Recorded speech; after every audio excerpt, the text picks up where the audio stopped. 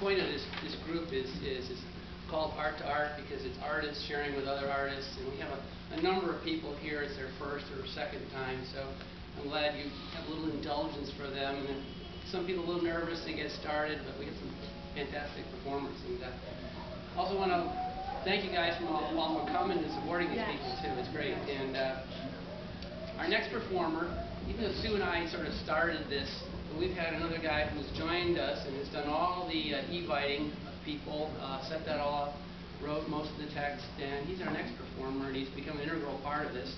Did he go out the back door? There's Jerry. So without further ado, Jerry Farman. Jerry Farman.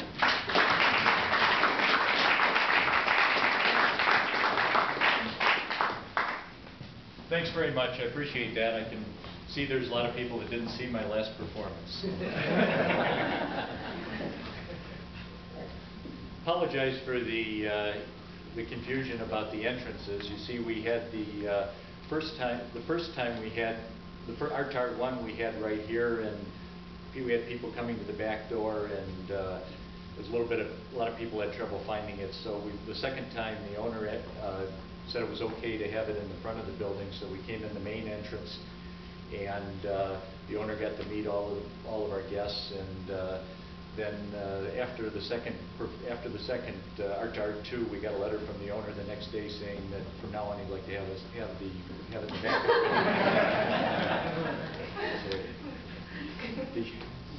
In fact, I was really even more confused about. I got even a little bit more confused tonight because when I was driving over here, it was kind of funny. I saw there was a kind of a heavy-set guy in a blue shirt, and he was holding a sign that said Art2Art has moved to the Charles Mark Hotel. So couldn't figure that out exactly.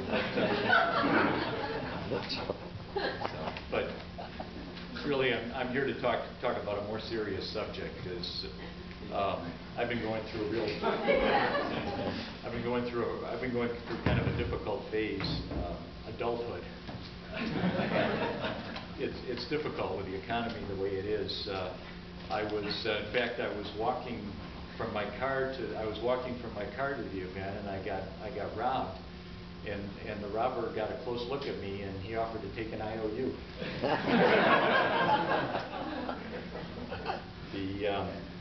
And my retirement plan has not been doing too well. In fact, last year, Bernie Madoff's mutual fund was the second best performer in my 401k. And I had to switch to a new dental plan. It's called Pliers and String. And I got an email the other day. It told me to wire money to Nigeria, but they told me they'd only accept payment in Chinese currency. In fact, I withdrew my entire 401k plan, and I decided to invest it in Dunkin' Donuts. I didn't get any shares, just breakfast. In fact, things are getting so desperate, even my ex-wife is looking for a job.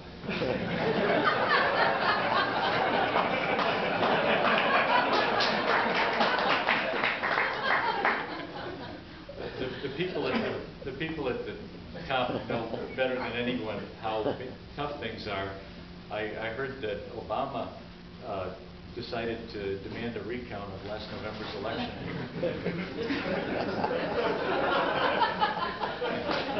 In fact, Obama had a meeting last week with 3 CEOs of small businesses, and it turned out they were General Electric, General Motors, and Bank of America. And Timothy Geithner, the Treasury Secretary, in fact, I should say that the stock market dropped 500 points on Friday when it was revealed that Timothy Geithner, the Treasury Secretary, that his personal homepage is set to ask.com. And the New York Times, or the New York Stock Exchange, is seriously considering changing their name to the Dollar Store.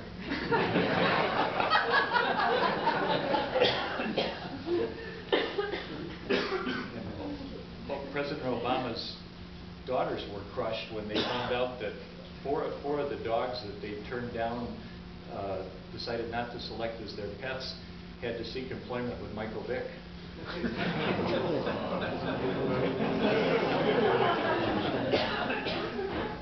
But, you know, the nice thing about hard economic times, there is a bright side to it, is you know, it kind of brings out the feeling of shared sacrifice. Why even Obama's cabinet has agreed to pay their taxes.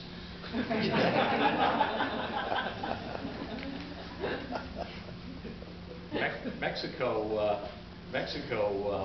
apparently, Mexico announced the other day that they were going to require that Americans entering the country have a visa, which I think is another sign of the hard. I thought it was, when I first saw it, I thought it was another sign of the hard times. But then a day later, they said that they were only kidding, that a Visa card would do.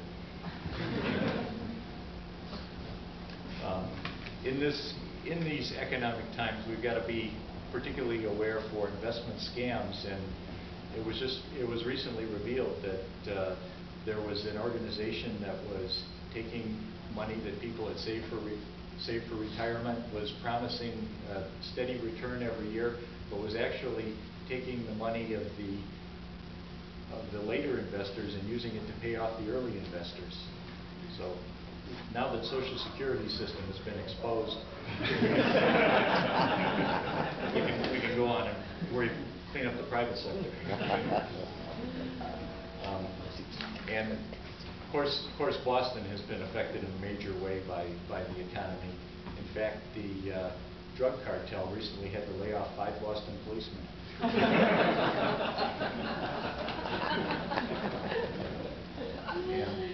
And another sign of the hard times is that of the 400 Boston firefighters that retired on disability pensions, only 20 of them were able to find work as professional bodybuilders. And I was, in fact, another sign, when I was driving over here, I saw Diane Wilkerson was carrying a sign that said, "We'll legislate for food." But despite the hard times, we still have policemen in Massachusetts guarding construction sites at a cost of $75 per hour. But the good news is that robberies of construction sites are down by 15%. The hard times seem to have affected everybody. I was in church the other day and I saw Bill Maher praying. Thanks, Dad. I'm glad you could make it. Bill Gates has switched to dial-up internet service. Boy George had to switch from Estee Lauder to Mary Kay eyeshadow.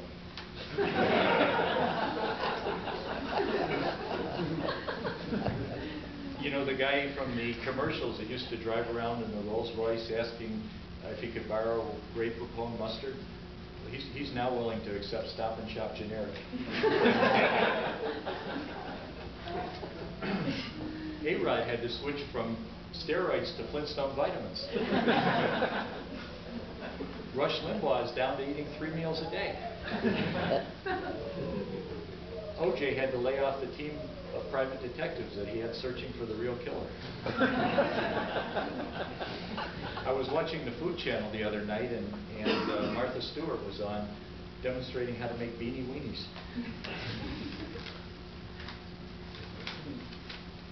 In fact, Michael Jackson has been forced to start asking the kids that he invites over to his ranch, asking them to pay for their own drinks.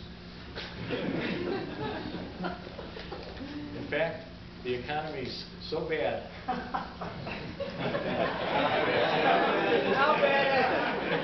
I've decided to take up comedy full-time.